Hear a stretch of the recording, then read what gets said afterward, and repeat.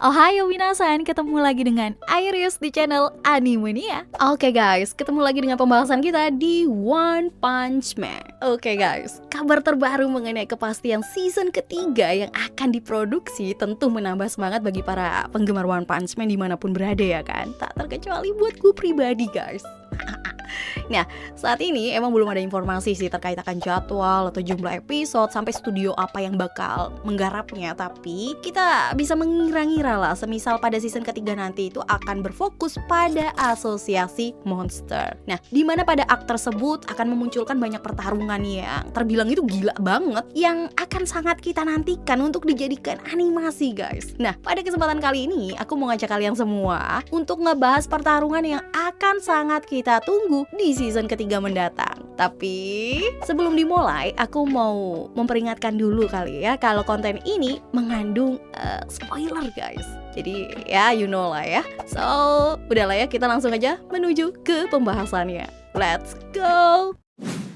Oke, pertarungan yang patut kita nantikan yang pertama adalah ketika Garo harus berhadapan dengan Overground Rover guys. Adapun pertarungan ini kalau dilihat pada versi manganya berada di chapter 92 sampai chapter 93. Overground Rover sendiri merupakan salah satu monster yang menjadi andalan asosiasi monster, yang mana kekuatannya dianggap layak untuk menyandang sebagai eksekutif meski secara akal ya dia semacam anjing super raksasa gitu. Akan tetapi semisal udah bertarung, kemampuannya akan amat sangat mengerikan guys. Sosok Garo aja terpaksa menghadapinya itu ketika dirinya berada di markas asosiasi monster. Di momentum yang sama, Garo juga dibuat pusing oleh pertemuannya dengan Tareo. Tapi belum cukup sampai di situ aja guys. Masih ada para monster-monster kroco yang mengganggu jalannya pertarungan tersebut. Sepanjang pertarungan, Garo itu terlihat sangat dipojokkan, yang semakin dipersulit dengan keadaan Garo yang belum begitu stabil. Tetapi kehebatan dan ketangkasan Garo udah mulai terlihat guys di sini. Dan pertarungan berubah seketika saat Overground Rover meluncurkan kumpulan energi dari mulutnya yang menghasilkan ledakan yang begitu dahsyat sampai-sampai Garo itu dibuat kewalahan sambil melindungi Tareo.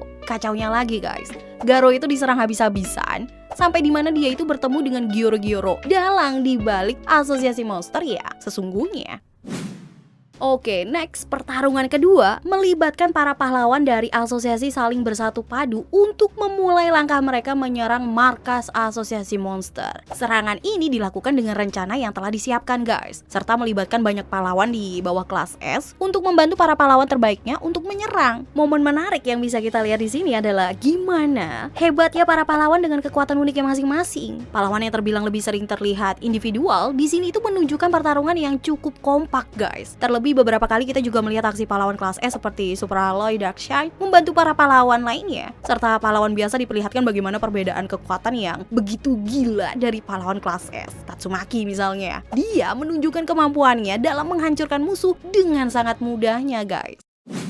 Oke, lanjut lagi. Kita kemungkinan besar akan menyaksikan pertarungan gila lainnya antara Garo menghadapi pimpinan dari asosiasi monster, Lord Orochi guys. Ya, kelanjutan dari terhempasnya Garo akibat serangan dari Overground Rover, Garo ini sempat berbincang dengan Gyoro-Gyoro. Obrolan mereka terkait dengan bagaimana perjalanan Gyoro-Gyoro menjadi sosok makhluk biasa ke monster berkekuatan menakjubkan. Akan tetapi di sini Garo itu menolak segala tawaran monsterisasi dari Gyoro-Gyoro dan menyiapkan ancang-ancang untuk siap bertarung untuk kesekian kalinya, terlepas dengan keadaannya yang sangat mengkhawatirkan. Dari obrolan ini, kita sempat ditunjukkan dengan siluet Psychos di masa lalu dan bagaimana dia bisa menemukan Orochi menjadi monster yang sangat mengerikan seperti sekarang guys. Gak lama setelah itu, Orochi datang untuk menyergap Garo tanpa sempat membuat Garo itu bereaksi. Setelah itu, pertarungan keduanya pun gak dapat terelakkan. Aku sendiri itu malah sempat kagum sama Garo karena dia tuh beneran bisa survive guys, serta mempertunjukkan teknik untuk melancarkan serangan demi serangan kepada Orochi. Namun tetap aja serangan tersebut ibaratkan angin lalu bagi Orochi, dan terkena dampaknya sih emang sih, tapi dibandingkan sama apa yang diterima Garo ya cukup jomplang pertarungan mereka. Bisa dibilang juga lewat pertarungan ini kita itu diperlihatkan bagaimana kehebatan Orochi yang memang bukan kaleng-kaleng, karena secara kronologis ini menjadi debut pertarungan Orochi yang diperlihatkan dengan cukup jelas. Yang bikin istimewanya lagi tentunya Garo si pemburu pahlawan ini memberikan perlawanan sehingga pertarungan itu terus berjalan seru terlepas perbedaan kekuatan keduanya yang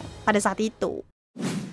Oke, lanjut lagi yang keempat guys. Kita masuk ke pertarungan kelas S yang mulai bertarung solo demi kesuksesan misi. Dan salah satu yang menyorot perhatian aku adalah Fancy Flash yang berhadapan dengan duet Galwin dan Hellfire Flame. Pertarungan ketiganya itu bukan sekedar monster yang ketemu pahlawan dan langsung bertarung aja gitu, melainkan adanya dendam tersendiri yang dimiliki oleh dua monster tersebut terhadap Fancy Flash guys. Mengingat ketiganya ini sama-sama berasal dari desa ninja, akan tetapi ya Fancy Flash itu jauh-jauh di atas keduanya untuk masalah kemampuan sih. Karena iri dan kesal itulah yang membawa mereka berdua itu berubah menjadi monster. Bukan main-main. Mereka ini menjadi duet monster yang membahayakan. Pertarungan ketiganya menjadi pertarungan yang menunjukkan siapa yang paling cepat serta teknik siapa yang terbaik. Ya, dialah pemenangnya. Kebolehan Fancy Flash di sini pun terlihat guys. Dia menampilkan kecepatan dengan terbilang sangat gila sih. Seolah-olah kayak menunjukkan nggak peduli kalian kerjasamanya kayak mana dan peningkatan kekuatan kalian untuk menjadi monster sebesar apa masih nggak sebanding dengan kehebatan Fancy Flash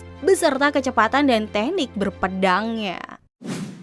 Next, berikutnya guys, ada pertarungan antara Phoenix Man melawan Child Emperor. Ya, selama pertarungan keduanya ini aku masih kayak geleng-geleng kepala sih. Potensi yang dipunya oleh Phoenix Man serta gimana cerdas dan beragamnya Child Emperor di medan pertarungan. Phoenix Man emang menjadi monster dengan cara yang cukup nyeleneh sih. Akan tetapi guys, kekuatan yang dia peroleh itu bukan sesuatu yang bisa dianggap remeh. Bayangin aja, susah banget loh ngalahin ini manusia burung. Karena setiap kali dia nyaris menemui ajalnya guys, selagi kostumnya itu nggak hancur, selagi itu juga dia itu akan terus selamat karena mengalami revolusi. Dalam revolusi tersebut, Phoenix Man itu akan mendapatkan kekuatan baru serta peningkatan fisik yang jauh dari sebelumnya. Maka dari itu, Child Emperor itu harus benar-benar memutar otaknya demi bisa mengalahkan Phoenix Man. Berbagai robot unik dari yang kecil-kecil nih sampai yang besar-besaran guys dikeluarkan oleh Child Emperor. Malahan, Child Emperor itu sampai mengeluarkan Brave Giant, senjata andalan yang dia jadikan pamungkas agar dapat mengalahkan Phoenix Man. Untuk di manganya sendiri ada revisi sih, yang mana itu menunjukkan kekuatan lain dari Phoenix Man, yaitu bisa membuat dimensi untuk memerangkap musuhnya guys. Pertarungan gila ini kemudian sih dimenangi oleh Child Emperor. Oke, next ke-6 guys. Ada pertarungan yang melibatkan Zombie Man berhadapan dengan Pure Blood. Jelas, pertarungan keduanya ini menjadi sangat menarik mengingat soal durabilitas menjadi kemampuan andalan mereka berdua. Alhasil, pertarungan yang menakjubkan tersaji di sini. Khususnya kita akan melihat bagaimana kehebatan Zombie Man. Sosok pahlawan yang abadi ini berulang kali guys dibuat hancur oleh Pure Blood yang terus membanggakan dirinya sebagai vampire. Belum lagi ejekan soal manusia dan monster palsu yang ditunjukkan kepada Zombie Man. Di luar itu, Zombie Man dengan kerennya selalu bangkit terlepas gimana pun serangan dari Pure Blood. Malahan guys, kita itu sempat diperlihatkan gimana sadisnya upaya Pure Blood untuk menyudahi Zombie Man, meski ya semua itu sia-sia sih. Ditambah setiap serangan dari Zombie Man juga beragam, dimana dia itu nggak cuma mengandalkan keabadiannya guys, melainkan keahliannya dalam menggunakan senjata, mulai dari pistol hingga kapak yang dia lancarkan, sukses membuat Pure Blood itu menemui kekalahannya. Di sisi lain, Pure Blood itu sangat heran guys akan gimana regenerasi menakjubkan milik Zombie Man.